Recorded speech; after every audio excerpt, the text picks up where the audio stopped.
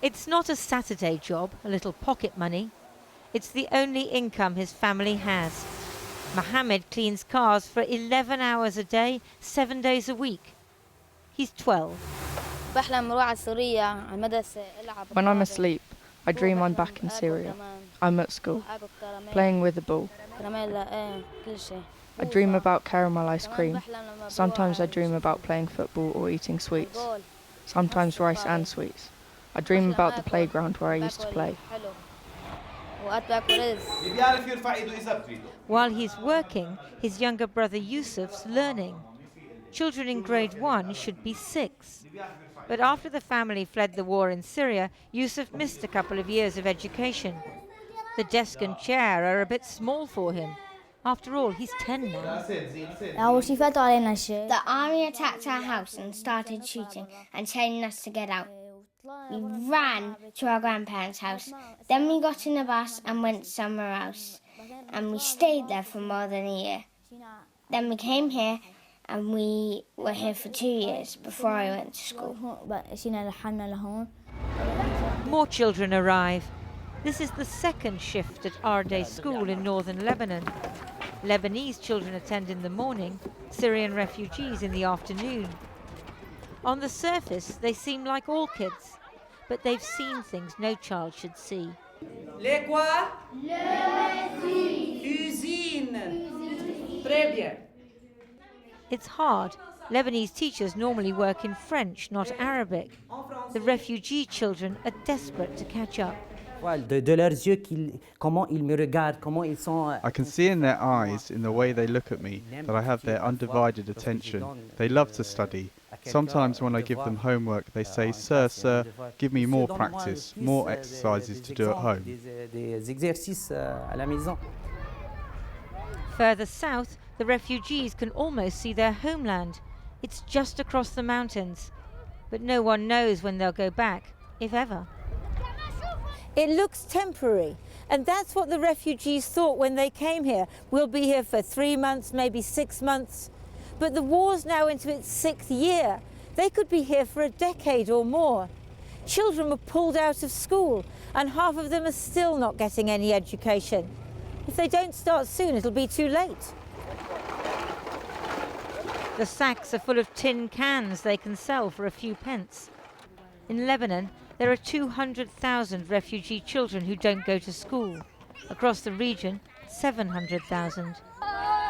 Non-governmental organisations try to help kids who are growing up illiterate and traumatised.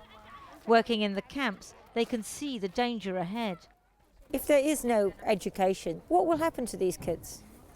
Violence will be everywhere because they are traumatized, they don't know what they are doing, you know. It's a circle of violence between the family itself, between the families and neighbors, between the children themselves.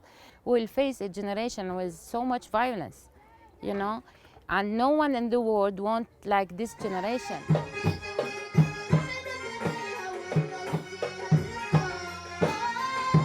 The song is about rebuilding Syria.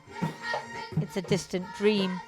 The class in this tent is for kids who don't go to school because they're too disturbed to concentrate, or simply because their parents can't afford the bus fare. In the next tent, the teacher is using role play to show how to help the elderly and look after each other. At least one young woman has learnt a lot the hard way. Her family lost everything when they fled, so she got married to save her parents the cost of her upkeep. She was 13. I don't want any girl to get married when they're still young like I did. They know nothing. They think getting married is about wearing a beautiful dress, but they don't know about all the other things involved. Did your husband beat you? Yes, he beat me. What could I do? I stayed 9 months. I would spend one day at my parents' place and the others at my husband's. In the end, they took me to the doctor because I became anxious and depressed after my husband beat me so much. She looks quite happy now. That, she says, is because at the age of 16, she's divorced. Processing garlic by hand, another way to earn a little.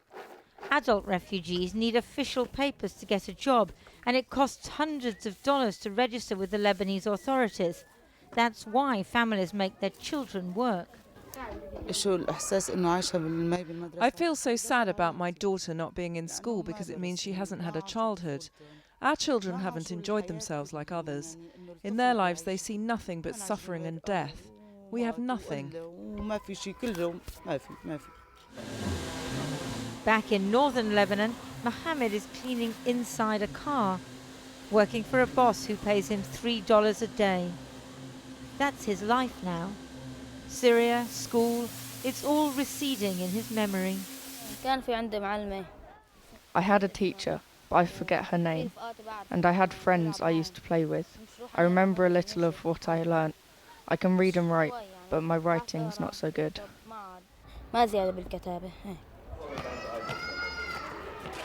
Like most Syrian refugees in Lebanon, Mohammed's family live in a town, not a camp. They rent a basement. He's already left for work before the others eat breakfast. It's the weekend, so his younger brother Yusuf is at home. Their father says he had a vegetable cart, but the municipality burnt it and jailed him briefly because he had no papers. He's not happy sending his son to work. If they don't get an education, they won't know how to read or write.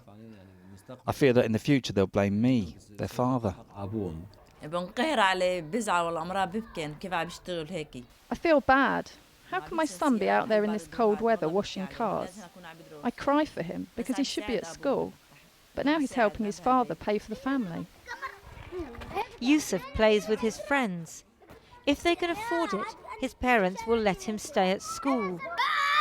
If not, he'll join hundreds of thousands of other refugee children growing up poor and angry on the streets of Middle Eastern cities, prey to violent ideologies and despair.